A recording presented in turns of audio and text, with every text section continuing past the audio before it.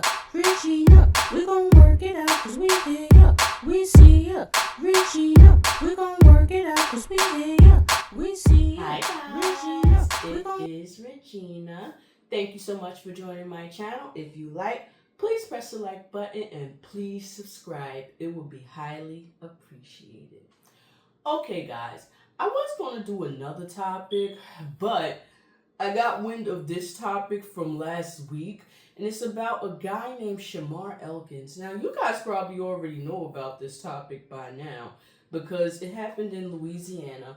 Now, this guy shot 8 people, I believe, and 7 of the people was his own kids. And this is really devastating, but you guys probably already seen this, but just in case if you didn't, here it is. Shreveport, Louisiana, combing over a crime scene after they say a gunman shot and killed 8 children, including 7 of his own on Sunday. ABC's Armando Garcia reports on one of the deadliest mass shootings in the past 2 years. A city rattled by the country's latest mass shooting. Father God, I ask you to bring families together right now. Shreveport police say 31-year-old Shamar Elkins shot and killed 8 children, including 7 of his own, in a domestic violence incident that spanned across 2 neighboring residences and a 3rd nearby home. The suspect shot the mother of the children first, then responded to this location and shot 8 children, 7 of which being his own. Police calling the crime scenes gruesome. The victims, 3 boys and 5 girls, all between the ages of 3 and 11 years old.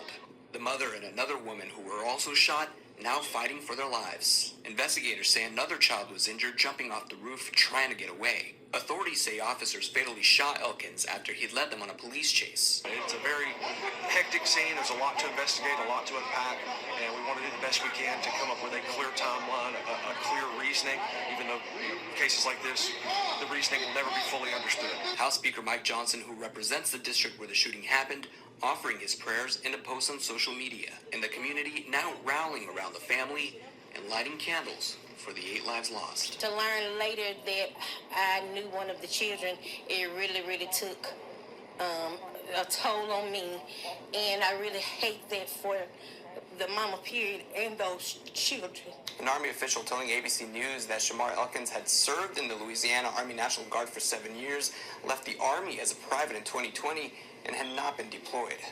Armando Garcia, ABC News, New York.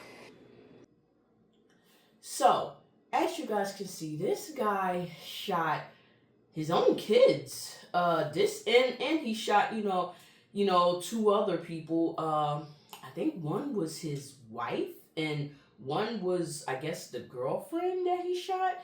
And so what we do know is that this guy had a wife and he had a girlfriend. And he had 7 kids that he had, I think 8 kids. Yeah, 8 kids that he had between the both of these women. And it's really crazy because when you think of kids dying like this, 3 to 11 years old, like it was 7 kids that was, it was 8 kids that was murdered, and one was actually the cousin that got murdered because apparently he had the wife and he had the girlfriend. He had kids by both of them, and he apparently had got married to the wife in 2024, I believe, and she wanted a divorce from him, and they were supposed to go to court the following Monday, but they didn't make it to court because he shot them. And he was caught, and he was, confronted by the police, and gunfire rang out, and they exchanged fire, and he was. So basically, he's gone now, so he doesn't need to be here anymore. But what I also noticed is that a lot of people was blaming the victims. And I just think that, sometimes you just never know what people are thinking. And obviously when you look at Mr. Elkins, you can see that he has some sort of disability. I'm not going to say what disability he got, but he looks like he has some sort of disability just by looking at him. I'm not saying he does, but he looks like it. And I just think that we should really not blame the victims here. I don't think that none of those people woke up that morning believing that Mr. Elkins would do such of a thing. I think that, people say things, people say a lot of mean things. Sometimes that's just what it is, just words. And a lot of people said that, he seemed rather calm, a joking type person. He seemed like he wanted to be a better father, but he did make a phone call to his parents. Well, at least that's what I think. I heard from a source that he made a phone call to his parents that, he was having dark thoughts. And I really do think that, if it was possible, they should have got their son some help. But when people do things like this, it is their fault and their fault only, not the victim's fault. So this was a really bad situation. And you guys let me know what you guys think about this, because this was a bad situation all around.